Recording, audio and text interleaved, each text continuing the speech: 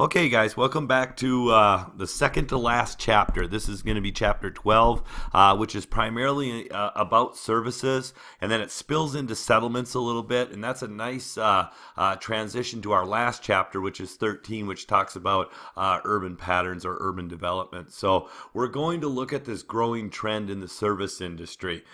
Before we do that, though, just to kind of review where we've been at, and 433 does a nice job of reviewing the last few chapters that we've covered. When we talked about chapter 10, we were talking about agriculture, okay? Well, agriculture is essentially, there's three sectors of the economy that you need to be aware of. There's the primary sector, there's the secondary sector, and then there's the tertiary or third sector, you guys. When we talk about the primary sector, that's essentially chapter 10. That relates to agriculture, fishing, and mining, okay? So things that economic, it's basically economy from the earth, if we wanted to say it that way. So when we talk about the primary sector, we're talking about agriculture, fishing, and mining. And then with an emphasis on agriculture in regards to this particular course.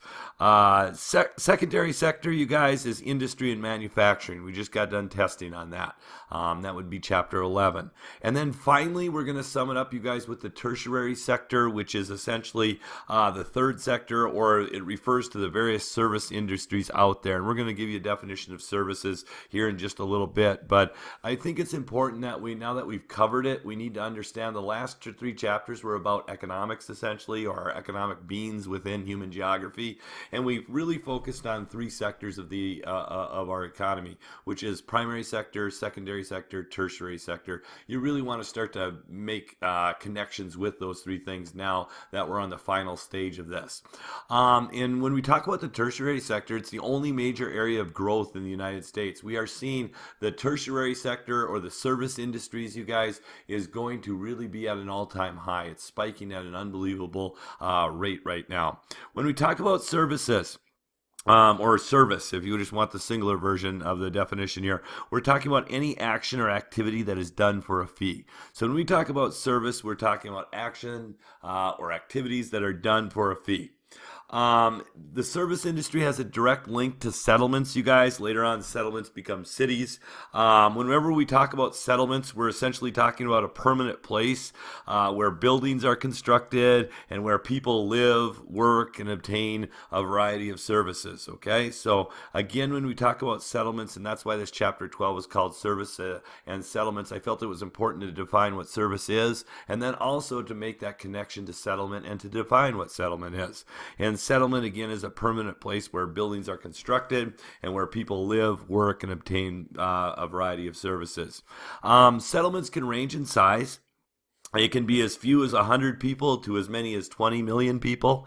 So again, there's really no real magic number in regards to how many people can constitute a settlement, or a settlement being established. It ranges anywhere from 100 people to 20 million people, which is what I would write in there. Small percentage of the Earth's surface, too. I think one of the things when we think about settlements, we think about there's so many more people out here, and it covers such a large part of the Earth's surface, when in fact, you guys, it's less than 1%. So settlements really cover a small percentage of the Earth's surface, and I think your book talks about it's just a shade under 1%. Now, when we look at settlements and services together, you guys, this is a proximity issue, and that's why this chapter is called Service and Settlements, or Settlements and Services. It's really a proximity issue, and this is what you want to write down. It's really a proximity issue in which settlements and services both need people to exist, all right? In order for a settlement to be a settlement, we need to have people there, all right? In order for the service industry to succeed, to grow, to even exist, you guys, we need to have people there wanting a particular service or action done for them. Now, and when we're trying to figure out what is the optimal location, and we talked a little bit about that the other day in regards to where you establish industries and why you establish those industries there. When we're looking at services and settlements, or settlements and services, however you want to say that, in regards to an optimal location or a prime location, we're basically going to say that the proximity, much like we did in chapter 11, the proximity to the market and its consumers are the single most important issues for a service to successfully exist. So I guess you could just say the proximity to market and the consumers is the single most important issue for a service industry to success, or for services to successfully exist within a given area. Now, service industries exist primarily in developed countries. That shouldn't surprise us, because people have more money and they can afford these various services a lot more than people living in developing countries. So affordability is the big reason why we tend to see more services in developed nations of the world versus developing nations of the world. 2/3 of the total GDP is from the service industries, you guys, within developed countries, as I have written down there. With that little hash mark in section C. Primarily responsible for the 2008 recession. You need to understand that the service industry, as much as I talk about it, as much as I'm flaunting it, and as much as I'm saying that it's necessary and it's a successful part of our economy, unfortunately, there is a connection or a belief that it was primarily the most responsible of the three economic sectors to cause our recession. And if you don't, I think I've talked about what a recession is, but if I haven't, just make sure you have that definition. It's a sharp decline in the economy. It's a very sharp decline or decrease in the economy.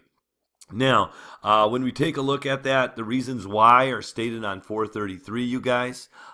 Looking at these bullet points right here. So again, you'll want to take a look at 433, and again, it talks about how a rapid rise in real estate prices encourage speculators or people to acquire properties for the purpose of reselling them quickly at even higher prices. Poor judgment in lending by financial institutions, invention of new financial services. Again, these are all service industries, and the decisions that those within the service industries are going to make, you guys, essentially led to our probably the second worst economic situation in our nation's history, with only the Great Depression being that much worse. So again, please, when I take a look at the notes again, and it says reasons for the 2008 recession, it's on page 433 there. Again, our GNI decreased for the first time since the Great Depression. So when we take a look at this, you guys, which stands for gross national income. We've had that before, you guys, but just in case you forgot, gross national income, and you don't need to write that definition, but be familiar with it. Remember, it's the total value of all the assets and wealth that a country has, plus any monies that it has. So it's kind of adding those things up, and it's basically looking at the economic income in both services, assets, and monies, all combined, you guys. And it was the first time that we ever saw that dip since the Great Depression. So that's a pretty important statistic to know about the 2008 recession. From that point, since the Great Depression to 2008, you guys, our GNI, our gross national income, was on the incline. This is the first time where we saw it slide back down or saw a decrease in our GNI. Now, do understand that when I keep talking about the Depression, you guys, that's essentially a serious recession or a total collapse of the world's a total collapse of the economy. Whereas a recession is not good; it's a really sharp decrease or decline in the nation's economy. A depression is when it kind of the bottom of it falls out. It's a total collapse of the economy. Sorry about the stutters there. Now, the service sectors. Okay, now we're going to take a look at this. We've defined the services are any actions or activities that are done for a fee. You look at the hotel industry, for example. You're not buying anything there, but you're essentially asking for their service of them to provide you with a room, take care of the room for you, and any other types of things that happen. When you go to a restaurant, yes, you are paying for a meal and getting something to put inside of your body, but really what you're paying for, as you all know, is you're paying for somebody to wait on you, you're paying for somebody to cook for you, you're paying for somebody to clean up after you, and somebody to create a fine dining experience or atmosphere for you. So again, we're talking about actions or activities. Now, when we look at the service sectors now, and we look at various services, we could basically say that services are divided into three categories, which then are divided into many subcategories. So next to service sectors, please put down three categories. There's essentially three categories of services that are divided into many subcategories, and that's what we want to talk about now.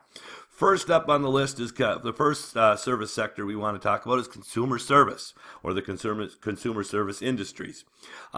This concentrates on services to individual consumers who can afford to pay them. So again, we're talking about various services to individual consumers who have the ability to pay for said services. Okay.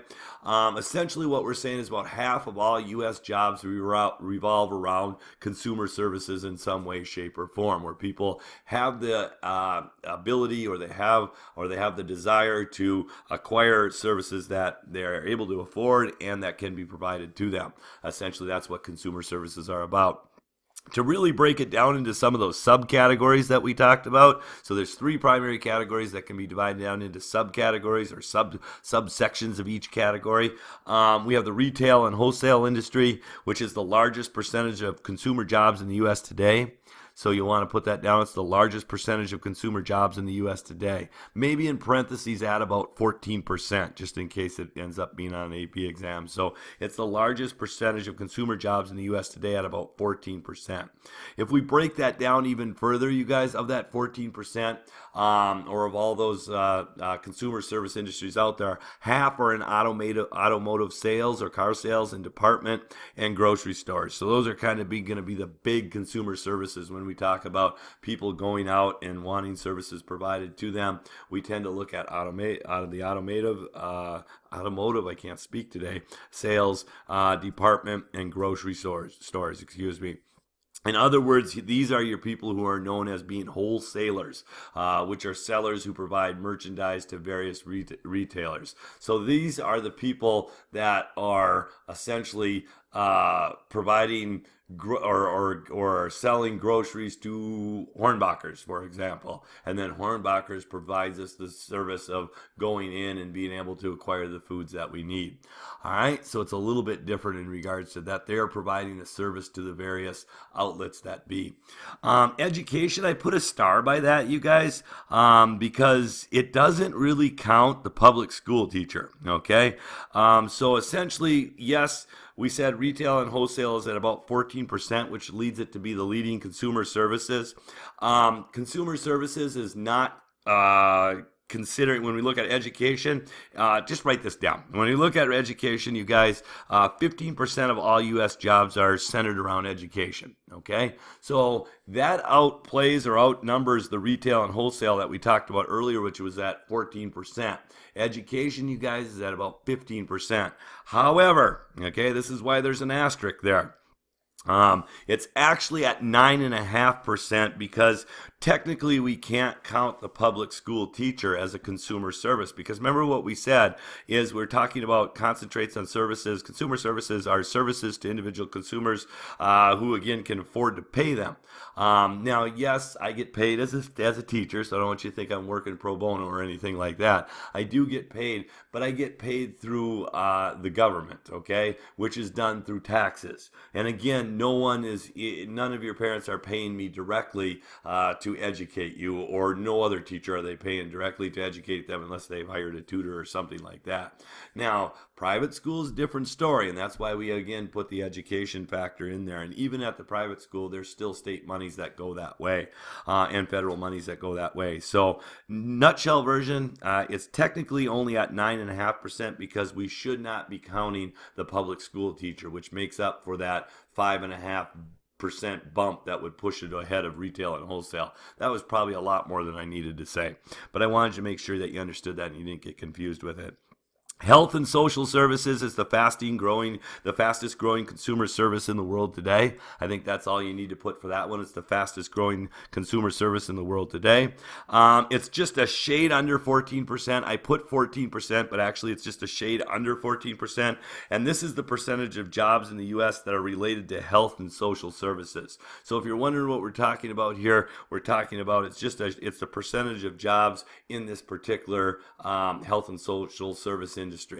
Now, the breakdown of the health and social services, essentially of that 14%, 1/3, you guys, or 33% of the 14, I think it's better to say 1/3 of the 14% can be found in hospitals. 1/2 is in healthcare services, such as the nursing homes or any sort of private practice that exists out there. And then 1/6 of it is in social assistance of some sort. Okay, and so when we look at that, last consumer service that we want to talk about is leisure and hospitality. This consists of about 9% of all U.S. jobs today. So about 9% of all U.S. jobs today. Breakdown of that, 3/4 of them are in restaurants, bars, and hotels, and 1/4 in arts and entertainment. So again, this is your leisure and hospitality section or category found within consumer services. Okay, so again, you have that. Now we move on to business services, you guys, and this facilitates and oversees the activities of other businesses. So when we talk about business services, we are talking about any service industry that facilitates or oversees the activities of other businesses. Okay, these are sometimes referred to as the professional services, you guys, because it's about 11% of all U.S. jobs. When we take a look at that, it's about 11% of all U.S. jobs. Of that 11%, if we want to break it down even further, you guys, 60% of the business services are found in the following categories of law, and you might want to write these down and might pause me just so you can get them down. But of the business services, of 100% of all business services that exist, 60% exist within law, management, accounting, architecture, engineering, design, and consulting. Okay, so again, you might have to pause and kind of go through that a couple times, but law, management, accounting, architecture, engineer, design, and consulting make up about 60%, or 6 out of every 10 jobs is connected to one of those categories of work. 40% is professional jobs that are like with support services. We oftentimes call it 40% are in the support service industry, which is like clerical work, secretarial work, custodial work, things like that. Now, financial services, okay? These comprise about 7% of all the jobs within the United States today, okay? So again, it factors in about 7% of all the jobs that are out there today. Okay, so that's what we're looking at in regards to this particular type of industry. Okay, again, with the financial services, sometimes we use the acronym FIRE, you guys, which stands for Finance, Insurance, and Real Estate. So this is an acronym that describes some of the financial services that are out there today, which is essentially finance, insurance, real estate. So that acronym, whenever you think of financial services within business services, again, these are categories of business services. One of them is financial service. Think of the acronym FIRE, which stands for finance, insurance, and real estate. Transportation and information services is also placed within the business service industry. And when we take a look at that, you guys, I keep using the word service so many times. When we look at that, it comprises about 7% of all U.S. jobs. When we look at transportation, we're essentially talking about the trucking industry. So next to transportation, you can simply put essentially talking about trucking industry or simply trucking industry. When we talk about information, we're talking about broadcasting, publishing, and various utility companies as well, okay, especially the communication utility companies, okay. Last but not least, when we talk about services, you guys, the third and final category is going to be called public services, okay. Here's where they provide security and protection for its citizens, all right, and are usually connected to one of the 3 levels of government. So when we talk about public services, it's about providing or giving security or protection to its citizens, and therefore, you guys, it's usually connected to one of the 3 levels of government, meaning local, state, or federal. Oh, this is it. Then we covered key issue number 1. Okay, we'll see you tomorrow.